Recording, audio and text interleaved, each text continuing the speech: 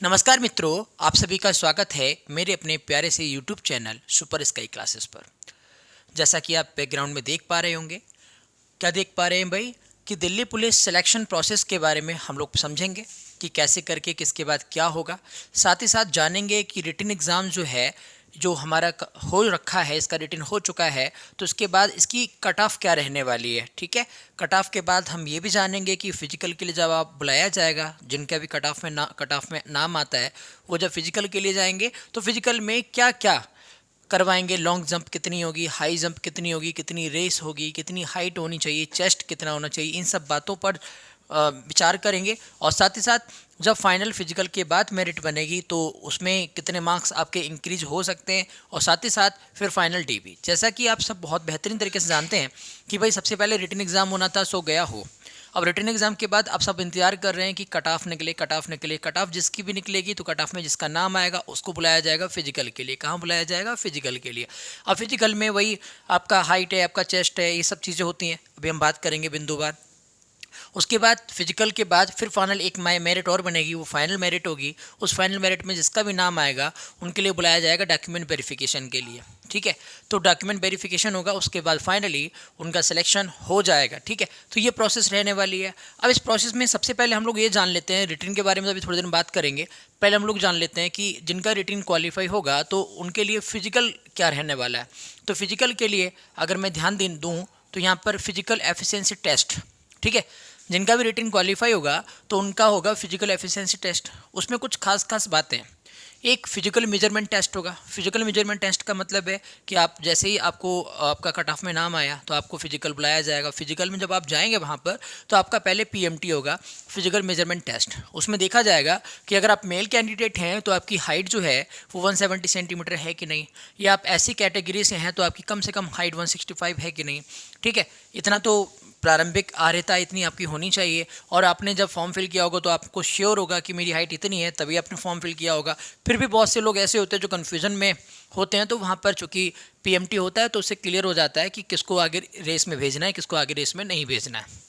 Female category में है तो आपके लिए 157 सेंटीमीटर, वहीं आप ऐसी कैटेगरी से बिलोंग करते हो तो 155 सेंटीमीटर हाइट होनी चाहिए आपकी। ठीक है, उसके बाद अब आपको रेस के लिए भेज दिया जाता है। अब रेस में क्या करवाया जाएगा, आपको 1600 मीटर दौड़ करवाई जाएगी, मतलब 400 मीटर के 4 राउंड होंगे। ठीक है, 400 या फिर हो सकता है कुल मिलाकर उन्हें 1600 मीटर पूरा करना है। ठीक है, और 1600 मीटर जो है वो 6 मिनट के अंदर आपको कंप्लीट करना है। कितने मिनट में? 6 मिनट में। वहीं आप गर्ल्स कैंडिडेट हैं, फीमेल कैंडिडेट हैं, तो आपको यहीं पर डिस्टेंस उतनी रहती है 1600 मीटर, लेकिन टाइम जो है 2 मिनट एक्स्ट्रा हो जाता है। 8 मिनट के अंदर 1600 मीटर की दौड़ कंप्लीट करनी होगी। ठीक है, वहीं लॉन्ग जंप की बात करें, मेल कैंडिडेट हैं तो लॉन्ग जंप में कम से कम 14 फीट। लॉन्ग जंप मतलब लंबी कूद। लंबी कूद आपको 14 फीट क्रॉस करनी पड़ती है। वहीं पर आप फीमेल कैंडिडेट हैं तो आपको यहाँ पर 10 फीट की लॉन्ग जंप आपको करनी पड़ती है। वहीं हाँ, हाई जंप की बात करें तो मेल कैंडिडेट हैं तो आपको 3 फीट 9 इंच हाई जंप मतलब ऊंची कूद। ठीक है, आप जब ऊंची कूद की बात करेंगे तो आप मेल कैंडिडेट हैं तो 3 फीट 9 इंच के लिए आप जंप लगाएंगे। वहीं फीमेल कैंडिडेट है तो आपको 3 फीट। चेस्ट की बात करें, अनएक्सपेंड मतलब बिना फ्लाई आपका मिनिमम 81 सेंटीमीटर होना चाहिए मेल कैंडिडेट में, और फुलाने के साथ आपका 5 सेंटीमीटर और बढ़ जाना चाहिए।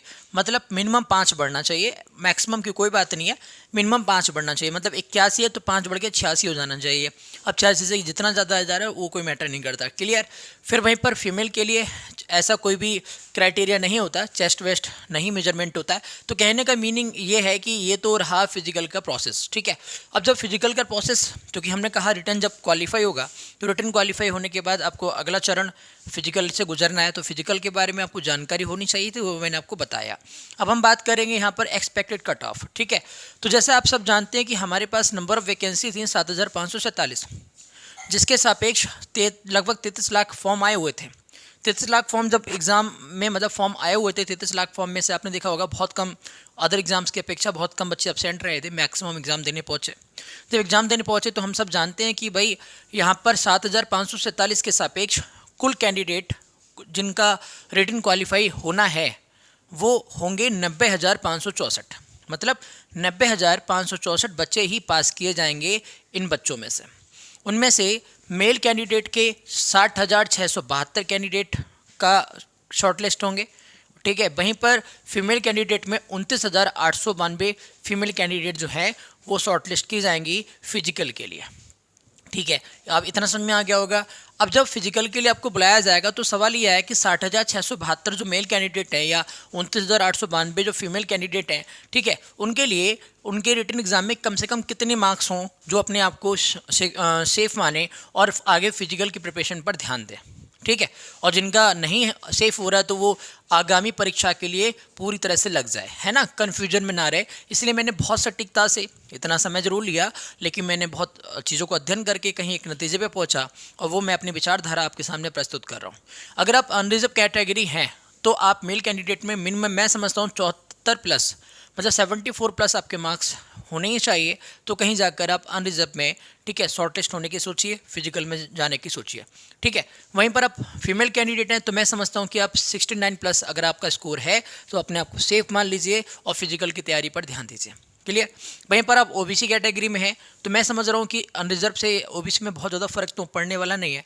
हो सकता है, मुझे इस बार ऐसा क्यों लग रहा है कि हो सकता है ओबीसी का आधा नंबर 1 नंबर कहीं ना कहीं प्लस ही हो जाए, अनरिजर्व या नहीं आया तो बराबर तो होगा ही। फिर भी अगर थोड़ा वो डिफरेंस रहता है तो 73 प्लस अगर आपके ओबीसी में है, ओबीसी कैंडिडेट हैं और 73 प्लस स्कोर आपका हो रहा है तो अपने आप को शेप मान सकते हैं। वही फीमेल कैंडिडेट में आप 67 प्लस स्कोर हैं तो आप अपने आप को एक पॉजिटिव एनर्जी के साथ अपने फिजिकल पर काम कर सकते हैं, ठीक है। वहीं पर ईडब्ल्यूएस कैंडिडेट हैं तो ईडब्ल्यूएस मैं समझता हूँ 70 प्लस और फीमेल कैंडिडेट में 66 प्लस होने चाहिए, मिनिमम इतने तो मार्क्स होने चाहिए, ठीक है। वहीं एसटी कैटेगरी, अब एसटी कैटेगरी वैसे तो आप जानते हैं कि यह हमेशा एससी से नीचे रहता है, लेकिन जब आते दिल्ली पुलिस की बात तो यहाँ पर एसटी वालों का कट ऑफ एससी वालों से ऊपर ही जाता है।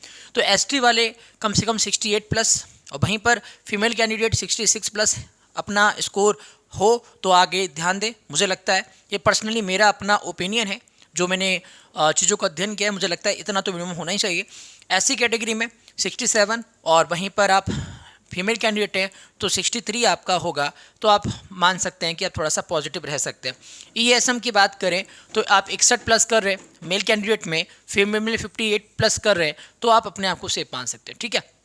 बाकी आप क्या है कि थोड़े दिन बाद पता चल जाएगा आपको कि कैसे करके जिसका भी शॉर्टलिस्ट होगा, ठीक है, तो वो देख लेंगे कि इसी से बिल्कुल मिलती जुलती कट ऑफ, क्योंकि इससे पहले भी मैंने 2-3 कट ऑफ अपने पर्सनल ओपिनियन से दी है तो आप देखेंगे बहुत बहुत नज़दीक जाकर वो कट ऑफ मिलती पाई गई हैं, ठीक है। चलिए आज की क्लास में हम लोग इतनी ही बात करेंगे, बाकी मिलते हैं हम लोग नेक्स्ट वीडियो में। जय हिंद, जय